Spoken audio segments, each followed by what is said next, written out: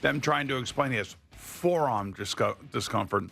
He threw one. I think he threw one ball from right field to second base. Looked like he really let it go, and maybe that's what initiated more pain or whatever the situation is. But make him a DH. You don't have to put him on the field. He can hit, and the Dodgers are in town. He's not missing this series. I don't. There's no way, unless they say they come out and they put him on like the 15-day DL for forearm discomfort. My forearm was killing me.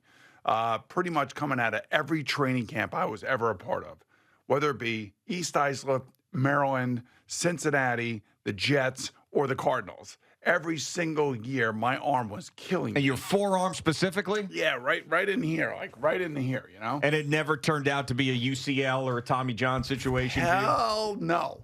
And he's a right fielder. He's not a pitcher. So I understand.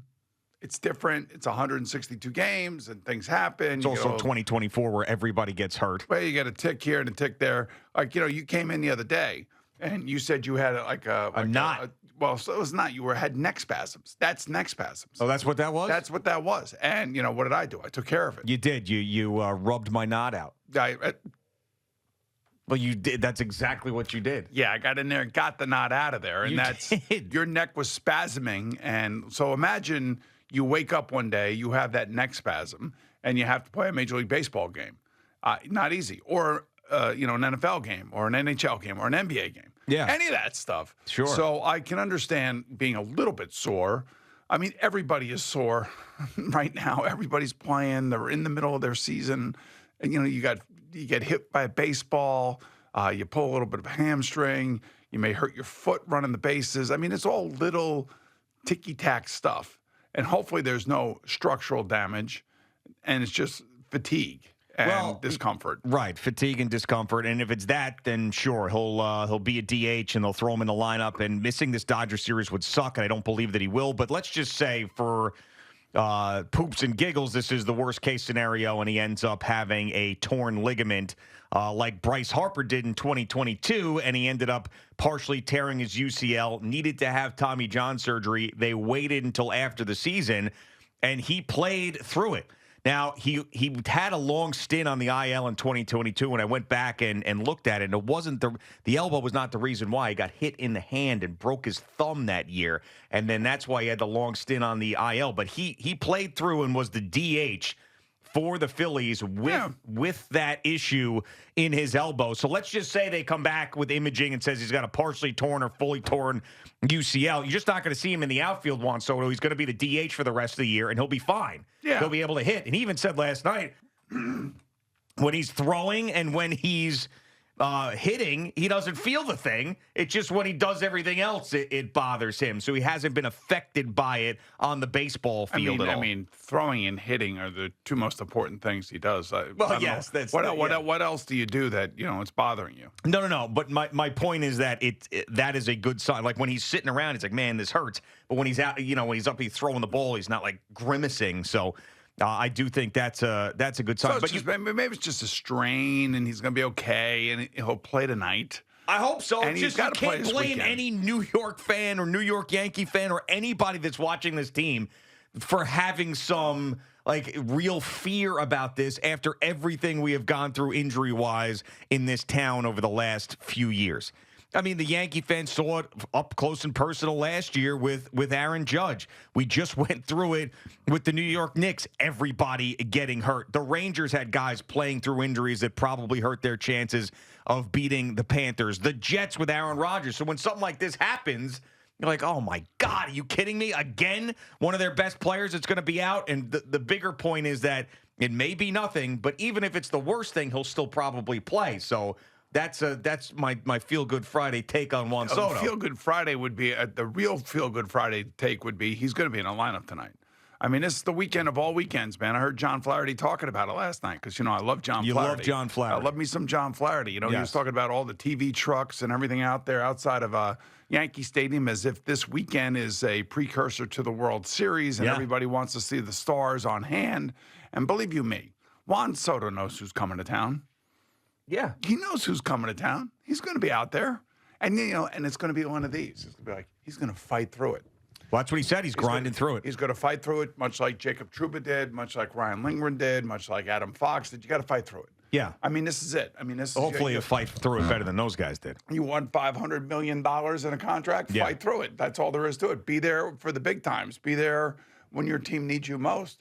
And they're going to need them. They're going to need all hands on deck, as they say, Yeah. And for this weekend series. Right. And a couple of things. One, it is a huge series. As much as the baseball regular season drags on and has so many boring moments and irrelevant moments, this is huge. What's going on this weekend, and Major League Baseball, who wants a lot of attention on these London games, also scheduled Yankees and Dodgers the same weekend, where everybody's going to be paying attention to that. And it is as big as it gets. It's the best of the best on display in a beautiful weekend here in New York, which is great. The other thing it is truly amazing, and we talk about these baseball injuries all the time. The two biggest free agents that the sport has ever seen. One last year, Shohei Ohtani, and then one this year in Juan Soto that's going to hit the market. Ohtani had to have Tommy John surgery in the offseason, and in Soto, there's a chance that he might have the same situation and having to have it in the offseason as well. And now Ohtani got his money, deferrals, whatever. Soto, the same thing will happen. Obviously, it's different with Ohtani because he also pitched, and Soto does not. But I mean, when you wait and wait and wait and wait and wait, like Juan Soto has for free agency, and he always plays, for him to have an injury, hopefully it's nothing, but for him to have an injury in the year he goes into the offseason of free agency would be terrible timing for him. You think Ohtani goes short porch in this series? Short porch? Yeah, definitely. Probably at least once, right? I think that you're talking about these injuries and everything. So Ohtani is coming off of UCL surgery. Yep. So he's not pitching, but he is hitting. He's hitting. Well, same thing with Bryce Harper. I mean, and that's why I brought that up because, Ohtani, that was towards the end of last year, whereas the Harper thing happened during the year and he kept playing through it. So, and Ohtani came back and as DH'd, he's been fine. But Harper had that happen to him and he just kept playing and playing and playing and he was okay until he broke his thumb. The amazing thing, you watch the replays of Ohtani, you don't realize how big he is. I mean, he's a big guy. Just noticing this now? No. I mean, I've always thought that. I've just never really verbalized it. Yeah, big dude. Really, I mean, he looks like a big dude. I mean, he is. He's a big guy. Very big guy. Very, very large baseball player. You know who player. else is a very large? Who's a big guy? You know who is a very large, thick guy? And when you watch him throughout the game that he plays in, and you're like, man, how does that guy do what he does at that size and thickness? Because, we always talk about thickness around here. Yeah. Luka Doncic. Yeah. That guy is thick, man. He definitely is. And you're saying thick in a bad way or thick in an okay way? No, I guess okay. I mean, he does what he does. But he doesn't. I mean, to me, it doesn't even look like he's in shape. I know he is, but it doesn't look like it. It's a weird thing. Yeah, I mean, thicker than a Snicker. Yeah, thicker than a Snicker. Thick, double C, thick. Yeah. Well, people used to say this about Jokic too. Is that he did not look like he was in any sort of shape and he was still dominating everybody. I don't know. There's something about both Luka and Jokic that they're these guys that may be a little thicker than the coaches may like, but they still get the job done. So I don't keep know. Doing the coach is not going to say anything. I mean, he's a great player and was a great player last night again, even though their team almost got steamrolled right out of Boston. Which is embarrassing. So, I mean, this is the... I know, like, everybody will blame the NBA, and I guess I understand why, because they want to kick around the NBA for certain things. But, I mean, how can you, like, these blowouts that happen in their postseason are just, like, how does this Boston happen? didn't miss a shot in the first half. Yeah, I understand, but, like, it's like this game, everybody's talking about, like, halftime, the broadcast at halftime, people were complaining about that because there was a gazillion commercials and, like, a minute worth of content. It's like, shut the game off at halftime. It was over. Well, really wasn't. I mean, Dallas got within 8 points. Game was over. They got within 8 points with about 6 minutes to go in the third quarter. Wow. And then they ended up losing by what? It was 107-89. Okay. So, 20? It was over. So they got within 8 points in the third quarter. Wow, what a nail biter. Man, I'm surprised you're able to go to sleep. I mean, this was a pathetic game to kick off the NBA Finals and what should have been and hopefully is at some point an exciting series. No, I mean, as a Knicks fan, watching Kristaps Porzingis dominate in the Light it first up. half. Well, that's what the guy that he played. That's the guy that he was earlier in the regular season for the Celtics before he got hurt. He was a huge piece for them getting to that record that they had. So I thought he'd be, a little rusty. He couldn't. Was not rusty. In the first half, he couldn't have been any better. And, the interesting thing, like I always tell you, when there is a calf problem, and this is what the NBA has learned, and I think the NFL has learned it as well, and I'm sure other sports leagues, have a lot of conversation with those two leagues because it really is prevalent in both of the leagues. Anytime that there is some sort of calf strain, if you come back too early, it leads to a rupture of the Achilles. And that's exactly what Porzingis was dealing with. He had a calf strain.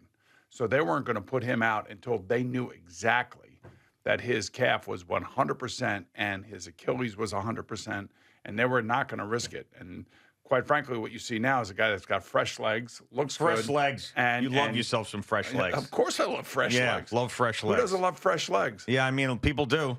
And people love a fresh leg player at this time of year. All right, so Soto in or out tonight in your eyes? I think he's going to play, but I also think that he's going to be – I would not be surprised if he doesn't play the field the rest of the year, which would be fine. The rest of the year? Yeah. I think that there's give him a chance. 2 weeks off. Give him some treatment. Let's go. Come on. It could be. All right. You just said it. When you hear calf, you think Achilles. Right. You hear forearm with these guys. You think elbow. You think elbow. Tommy John. Yeah, specifically. UCL. That's what you think. You think UCL. So, and this is not in any way some sort of alarmist take. It's actually the opposite.